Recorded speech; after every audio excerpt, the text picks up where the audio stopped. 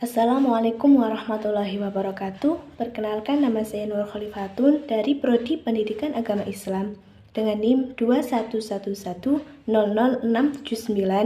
Fakultas Ilmu Tarbiyah dan Keguruan Universitas Al-Ma'ata.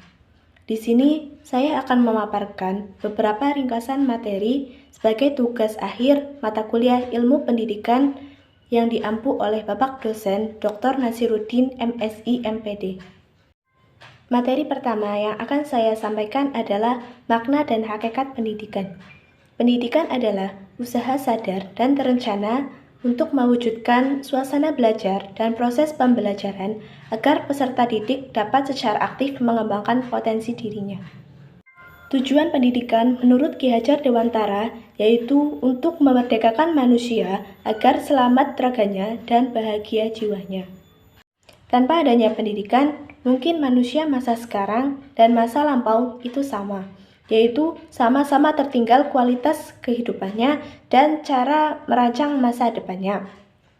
Bisa dikatakan, baik buruknya dan maju mundurnya suatu bangsa itu tergantung oleh bagaimana suatu bangsa tersebut menerima pendidikan, yaitu suatu bangsa tersebut menerima pendidikan dengan baik atau tidak.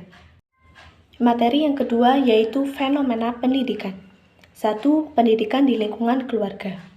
Dalam pendidikan, keluarga memegang peran paling penting, karena dalam keluarga, anak mendapatkan pendidikan pertama kali dari kedua orang tuanya.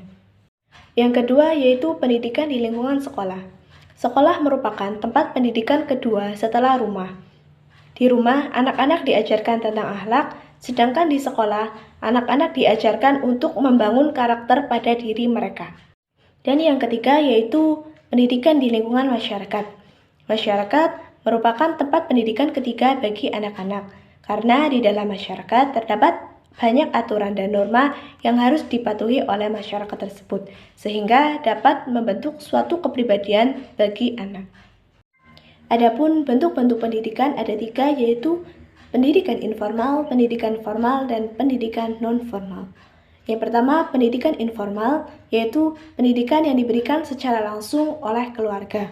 Yang kedua, pendidikan formal, yaitu pendidikan yang diselenggarakan di sekolah-sekolah pada umumnya.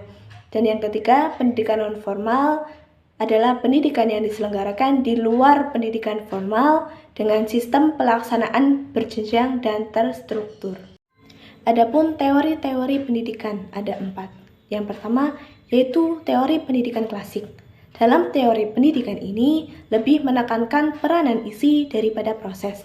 Yang kedua, teori pendidikan personal. Dalam teori ini, peserta didik diminta untuk mampu mengembangkan potensi dirinya secara mandiri. Yang ketiga, teknologi pendidikan. Peserta didik diminta untuk dapat menyampaikan sebuah informasi. Yang keempat, teori pendidikan interaksional. Dalam teori ini, peserta didik diminta untuk bisa bekerja sama dan berinteraksi dengan manusia lain karena kita semua termasuk makhluk sosial yang membutuhkan orang lain. Dan materi terakhir yang akan saya sampaikan yaitu mengenai kurikulum pendidikan. Kurikulum dalam pandangan modern merupakan suatu program pendidikan yang disediakan oleh sekolah, yang tidak hanya sebatas bidang studi dan kegiatan belajarnya saja. Akan tetapi, segala sesuatu yang dapat mempengaruhi perkembangan dan pembentukan pribadi peserta didik sesuai dengan tujuan pendidikan yang diharapkan, sehingga dapat meningkatkan mutu kehidupannya. Ada 4 komponen utama kurikulum pendidikan, yaitu yang pertama, tujuan-tujuan yang ingin dicapai.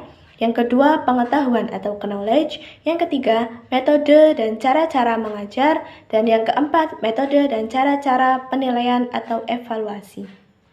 Ada banyak prinsip kurikulum dalam Islam, di antaranya prinsip berasaskan Islam, prinsip mengarah pada tujuan, prinsip integritas antar mata pelajaran, prinsip relevansi, dan masih banyak prinsip-prinsip yang lainnya. Kurikulum pendidikan Islam berorientasi pada pelestarian nilai peserta didik, perkembangan ilmu pengetahuan dan teknologi, tuntunan sosial, penciptaan tenaga kerja, dan orientasi penciptaan lapangan pekerjaan. Sekian pemaparan ringkasan materi dari saya. Saya akhiri. Wabillahi taufiq wal hidayah. Wassalamualaikum warahmatullahi wabarakatuh.